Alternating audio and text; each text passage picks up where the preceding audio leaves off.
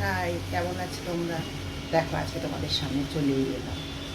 তো দেখো, আমি আজকে ছেলের কাছে আছি মধ্যমগ্রাম। দেখো বাইরেটা কি সুন্দর, সবুজের মেলা একদম, দেখেছো? মানে দেখলেই তোমার মনটা ভালো হয়ে যাবে। এখন তো সবুজ সব জায়গায় পাওয়া যায় না এত। দেখো, ওরা কমপ্লেক্সের মধ্যে থাকে, ফ্ল্যাটে। তো কালকে এলাম নিচে, একটুখানি এক্সিবিশন মতো হচ্ছে।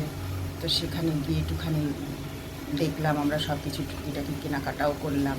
করে তিনজনে মিলে, আমি ছেলে আর মেয়ে, সরি বৌমা, আসলে ওকে আমি মেয়ে বলি তো, তো ওই জন্য মেয়েই চলে আসে। যাই হোক, ছেলে মেয়ে আর আমি তিনজনে একটুখানি কেনাকাটা করলাম, টুকিটাকি কেনাকাটা করে খুব এনজয় করলাম। করে তারপরে এসে আবার রোববার, আজকে তোমাদের কাছে রান্নাটা দিতেই হবে। ওই জন্য সকালবেলা উঠেই মানে আমি অপেক্ষা করি কখন তোমাদের সঙ্গে একটু রান্নাটা শেয়ার করব আর একটুখানি গল্প করব।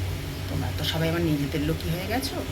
তো ভাবছি একটুখানি তোমাদের সামনে যেন সাজগোজের প্রয়োজন আমার মনে হয় না আছে।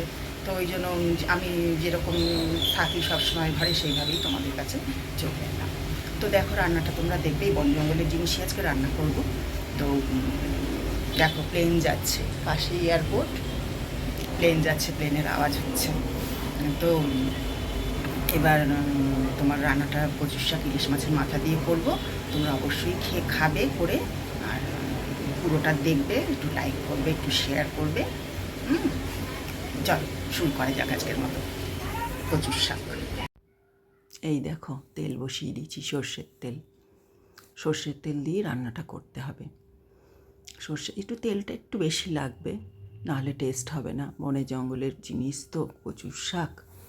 তো এই জন্য দেখো, তেল বসিয়ে দিয়েছি, এর মধ্যে ইলিশ মাছের মাথা 2 পিস দিয়ে দিলাম, হলুদ নুন মাখানো। তো দেখো, ভালো করে ভাজা হবে, মাথা দুটো একদম লাল লাল করে ভেজে নিতে হবে, তাহলে টেস্টটা বেশি ভালো হবে। তো এই সময় তো বর্ষার সিজন, এই সময় কচুর শাক, এই ইলিশ মাছের মাথা দিয়ে কচুর শাক একদম দারুণ খেতে হয়। তোমরা কিন্তু অবশ্যই করে খাবে। যারা কচু খাও না তারা কিন্তু এইভাবে খেয়ে দেখবে, একটুও গলা চুলকোবে না। একটু লেবুর রস দিয়ে দেবে দরকার হলে খাওয়ার সময়। আর মশলা আমরা কিছুই দেবো না, শুধু 5 ফোড়ন একটু ফোড়নে দিয়ে দেবো, নুন, মিষ্টি, লঙ্কা আর একটু আদা, সামান্য আদা বাটা। আর কোনো মশলা দেবো না, কারণ কচুর শাকের মধ্যে মশলা তোমার, এই যে 5 ফোড়নটা দিয়ে দিলাম, ইলিশ মাছ মাথা পড়ছে যেহেতু, একটু হলুদ দিয়ে দিলাম, একটু 5 ফোড়ন দিয়ে দিলাম। এই যে সিদ্ধ করা কচুর শাক, এটা নুন দিয়ে শুধু প্রেশার কুকারে একটা সিটি দিয়ে নিয়েছি, নিয়ে জলটা ফেলে দিয়েছি, কারণ গলা চুলকোনোর একটু ভয় থাকে, তো এই জলটা ফেলে দিতে হবে। ফেলে দিলে একটুও গলা চুলকোবে না। এবার একটু ধৈর্য নিয়ে আস্তে আস্তে রান্নাটা করতে হবে, বেশি বাড়িয়ে দিলেও হবে না গ্যাসটা। আস্তে আস্তে একটু সময় নিয়ে ধৈর্য নিয়ে করতে হবে। যেটা বলছিলাম, অনেকের গলা চুলকোয়, খেতে ভয় পাও, তো ওই জন্য কী করবে, এই জলটা ফেলে দেবে, দরকার হলে একটু লেবু নিয়ে বসবে, লেবু দিয়ে অবশ্যই তোমরা খাবে। একটু মিষ্টির জন্য গুড় দিয়ে দিলাম। এটা খাওয়া খুব উপকারী কচুর শাকটা, আর ইলিশ মাছের মাথা দিয়ে কোনো কথাই নেই।